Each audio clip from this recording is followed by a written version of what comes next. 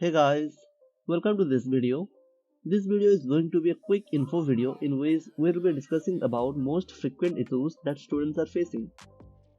So here is a glance of the issues that I have picked up to discuss. Okay, let's now get into the video directly. So our first question is, some people have not received their offer letter yet. So what they can do? So only thing they can do for that is wait. You cannot do anything. You have to wait till Cognizant send you the offer letter. During filling of the form, you have entered the end semester date of 7th sem. So according to that date, Cognizant send the offer letter to the students. So if your end sem of 7th sem has completed, then you must have received the offer letter yet, and still you have not received the offer letter yet. So the only thing you can do is wait. Just wait for your turn. You will get your offer letter soon. And one more thing I would like to add, that don't panic. Cognizant will not roll out you guys, and just wait for some time. They will send the offer letter soon. Our next question is, after accepting the offer letter, some student didn't receive the BGV mail to submit the document. So what they can do?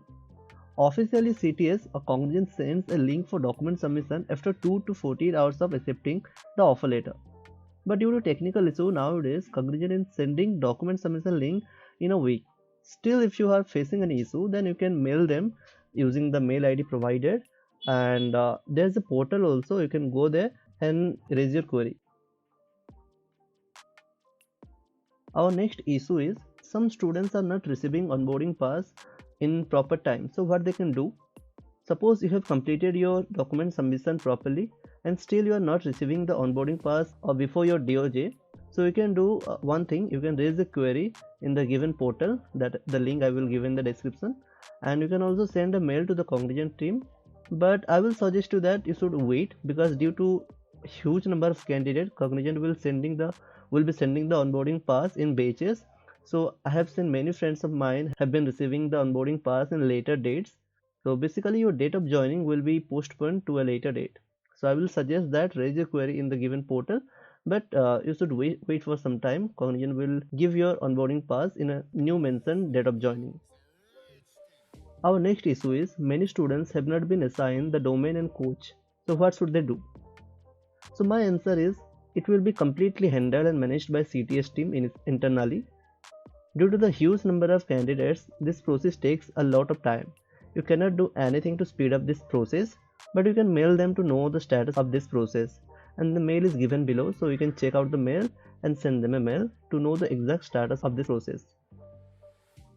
Our next issue is, suppose a student is doing the internship, then is it mandatory to join CTS as full-time? So no, it is not mandatory to join as full-time if you are doing the internship, but it is not recommended. Still, if you are getting a better job than CTS, you can talk to your coach and HR and you can take the necessary steps. Okay, so our next query is, what will happen if our semester exam dates classes with internship date? What should we have to do at that time? So my answer is, if you have your 7th sem exam in the first week of your joining, then CTS will shift your joining date, of course, and your joining will be done after the 7th sem exam gets completed.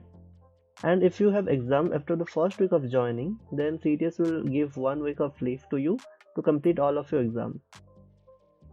Okay, so our next question is, how to know the employee ID or associate ID? First of all, employee ID and associate ID are the same thing. Cognizant sends employee ID to the candidate through text SMS, but if you do not receive the employee ID from Cognizant in proper time, then you can write a mail to them using the below mentioned mail ID. You can also get to know your employee ID from your friend who is in Cognizant and have been onboarded before you. And still, if you are facing any issue in this process, then you can drop me a message in Telegram. I will help you in that. Our next question is a salary account is needed for the internship process to receive the stipend? No, salary account is not needed. Normal savings account is quite enough for this process. Keep in mind that the bank account holder's name should be same as yours in the document, and joint account is not allowed. Your account must be in one of the mentioned bank in this picture. So keep in mind these points before giving the bank statement or bank details to the Cognizant team. Our next question is, when will I get a stipend in internship and what will be the structure of it? Stipend will not be given monthly basis, it will be given according to the milestone you have covered or completed in your respective project. And if you want me to explain this stipend structure in detail, then do drop comments. I will get back to you with a properly explained video in which I will properly explain how the stipend is going to be distributed and what will be the proper structure of it, how much of tax will be deducted from the salary. So all these things I will explain in a video and upload in my channel. So that's it for today's video. I hope I have cleared all of your doubts, and still if you have any query then you can comment below, and you can contact me through Telegram also. All the links are given in the description. Go and find out the links. Thank you for watching this video. Bye bye.